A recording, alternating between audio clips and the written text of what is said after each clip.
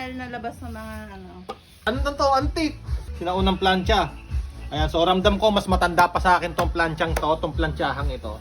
Ayan, so tignan nyo naman, oh. Pakita mo yung quality ng ano. Oh, di ba?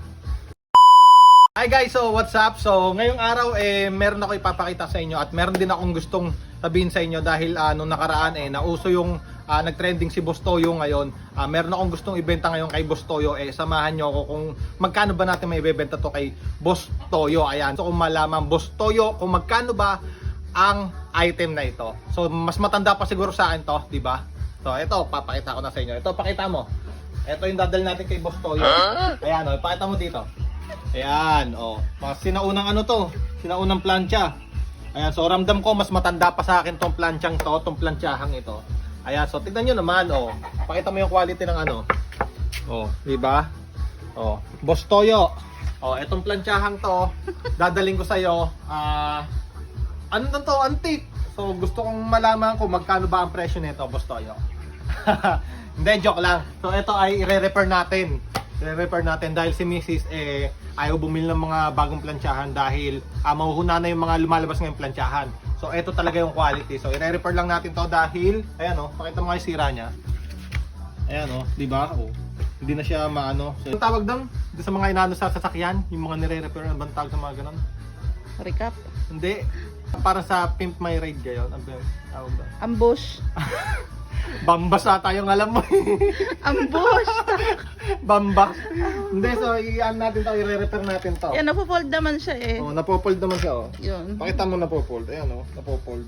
So ayun guys, habang kinakalikot ni Mrs. yung ating planchahan na gagawin ngayon, paki-comment naman kung hanggang ngayon meron pa rin kayong ganitong planchahan kasi alam ko talaga napakatagal na nito. Nung bata pa ako natatandaan ko, meron din kami nito pero hindi ko na matandaan kung nasaan kasi nga sobrang tagal na nun. So paki-comment kung meron pa kayo nito sa bahay nyo, paki-picturean, ilagay nyo dito sa ating comment section. Ha? Ay, oo, yung pinaka-iron, yung pinaka-ginagamit niya. Ano ba yun? Nilalagay doon, uling? Yun, uling ang ginagamit doon.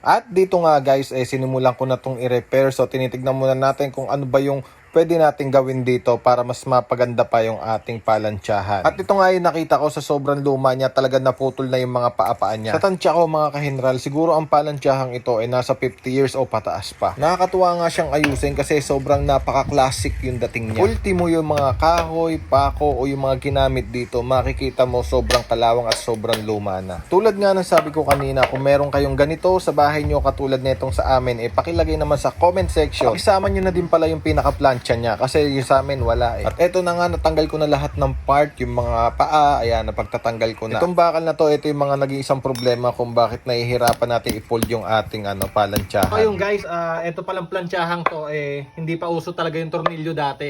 Ngayon sa mga plansyahan ngayon, pag sa mga kahoy makikita nyo, may kahoy pa ba ngayon? Parang wala na, no? Panayan na lang, bakal na lang, no? So ngayon makikita nyo, kung meron mga kahoy ngayon, so tornilyo ang gagamitin doon. So hindi na uso yung mga ganito na mga suot-suot lang. Tapos mga welding yung iba. Tapos ito, pakita mo. Ito, yan o. Ito yung parang lock niya. Ito, wala siyang butas dito sa kabila. Yan, ganyan lang. Tapos ito, may butas sa kabila. Itong isa. Yan, isusut dyan. Tapos dito, yan. Ito na yung pinaka-lock niya. Ito yung tinuwid natin kanina. Yan, itong bakal na to. Kasi nakaliko siya. Kaya pag sinasara siya, medyo nahihirapan. Wow! Professional. So ganun lang yung nakita natin. Ayan, oh. Tuloy-tuloy na natin to. Madali lang naman to. Ito pala yung ginawa natin dito. Ilapit mo dito. Dahil ito, ang issue nito naputol. Ayan, nakita nyo pinagputulan. So ang ginawa natin dinugtungan na lang natin itong kawayan. Ayan, so sobrang tibay na nan. Ayan, so para hindi siya matanggal. So gaya nung nakalagay sa kanya nung una. Okay na to, okay. All goods. So yun guys, ang gagawin naman ngayon natin dito natin to, i-assemble na natin. So kukunti lang naman to siguro, kaya na natin i-assemble to.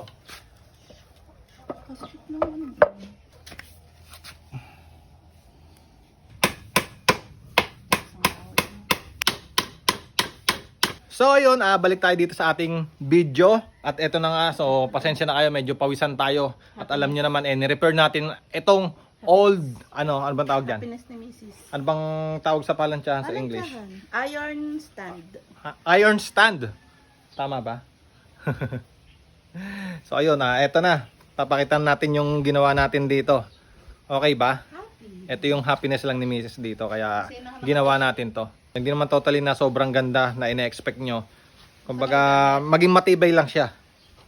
Okay na. Oh, eto na. Oh. Yan. Oh, eto yung ni-repair natin dito. Mamaya, iuga mo nga. Oh, kanina na, uga-uga. Doon ka sa gitna. Yan, oh. Okay, ganun-ganun mo. Oh, hindi na siya masyado na uga, di ba? Kanina parang parang lasing Matanda pa to sa akin eh. Ha? Matanda pa to sa akin. Oo nga, kahit naman sa akin. So, ito yung ni-repair natin dyan. Makita nyo naman putol na, di ba? Ayun yung pinag-anuan. Yung unang repair ng tatay, merong mga kawad, tapos mga lata. Ayan, pinagdugtungan. So, sinundan lang natin yung kawayan na pinag-repairan ng tatay. Ayan. Dito hanggang dyan may pako yan para matibay. Matibay nga. Tapos, ito, yung pinalitan natin dito. Yan, ganyan siya. May lock din. Ayan, binutasan natin yan. Tapos, tatanggalin nyo siya pagka ipopold na. Pakita mo sa kanila na ipopold mo. Tada! Go.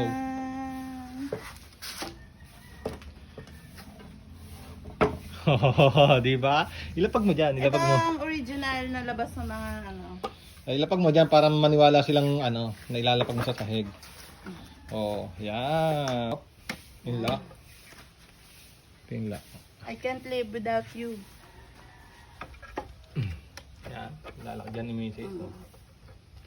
Yan. Oh, kalugin mo nga kung may kalog. Okay na? Okay na. Ha? Oo. Yun, okay na daw. So yun. So yun lang mga ka-general. Thank you very much.